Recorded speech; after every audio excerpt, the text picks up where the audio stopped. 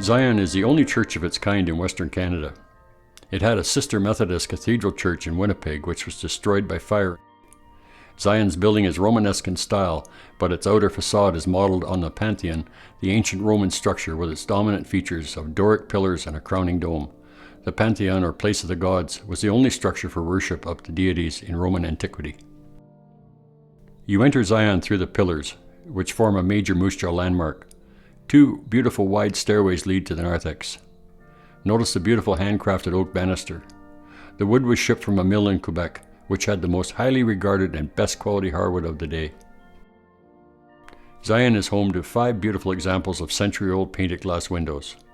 The Good Samaritan window is notable for its detail, facial expressions, clothing, natural landscape, and a glimpse of Jericho in the distance.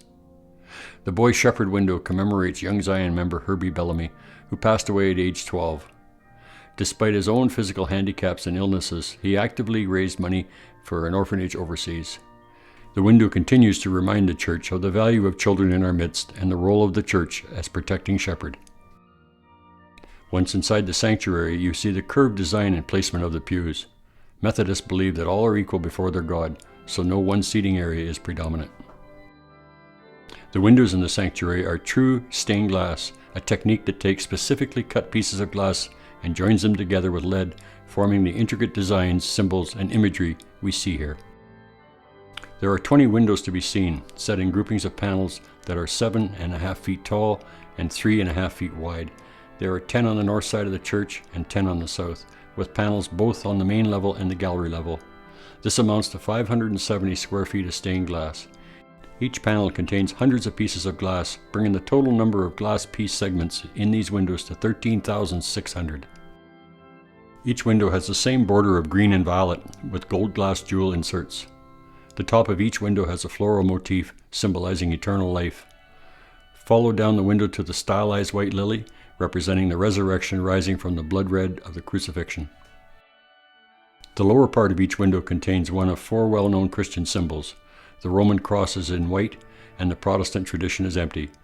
IHS is the monogram for Jesus, as it represents the first 3 letters of his name in Greek, Iota, Eta, and Sigma.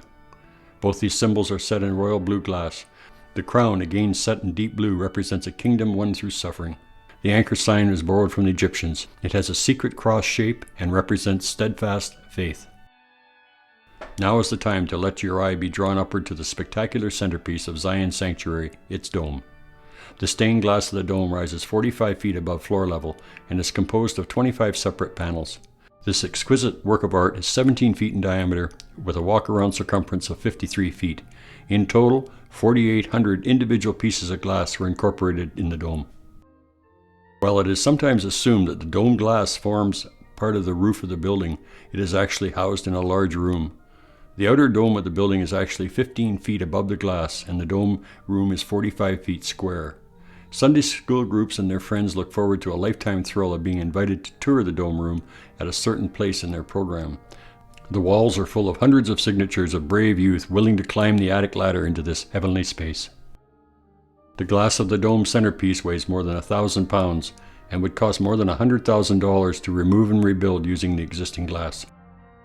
In total, Zion contains 3,468 pounds of glass and lead, made up of 22,000 individual glass pieces.